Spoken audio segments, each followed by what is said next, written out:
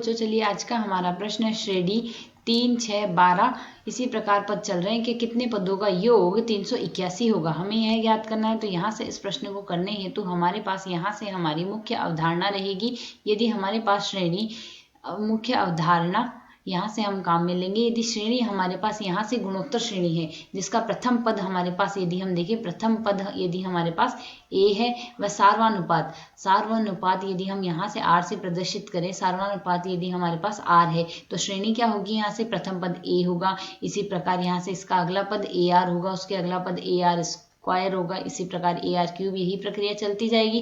तो इसके एन पदों का योग हमारे पास कितना आएगा, एस एन बराबर हमारे पास लिखा जाता है ए गुणा आर की घात एन माइनस 1 बट्टे में आएगा आर माइनस 1, जहां से हमारे पास आर का मान 1 तो होगा नहीं। तो यदि अब हम यहाँ से देखें श्रेणी का प्रथम पद ए बराबर हमें क्या दिया गया है, यहाँ से ए आर क्यूब आएगा अगला पद। तो यदि हम यहाँ से देखें प्रथम पद हमें ए बराबर क्या दिया गया है 3। इसी प्रकार यहाँ से द्वितीय पद 6 है तो सार्वनुपात आर बराबर 6/3 जो कि 2 के बराबर आएगा। सूत्र में मान रख दें तो हमारे पास यहाँ से मान क्या आ जाएगा, एस एन बराबर हमारे पास 3 गुणा 2 की पावर एन माइनस में 1 आएगा और बट्टे में यहाँ से हम लिखेंगे 2 माइनस 1।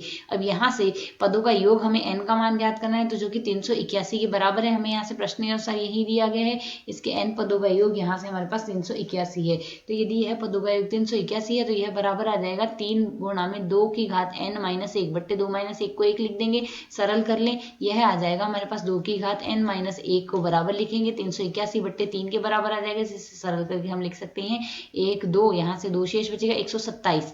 अब यदि हम और सरल करें तो 2 की घात n बराबर 127 प्लस 1 आ गया पक्षांतर से, जिसे हम सरल करके लिख सकते हैं 2 की घात n बराबर 128।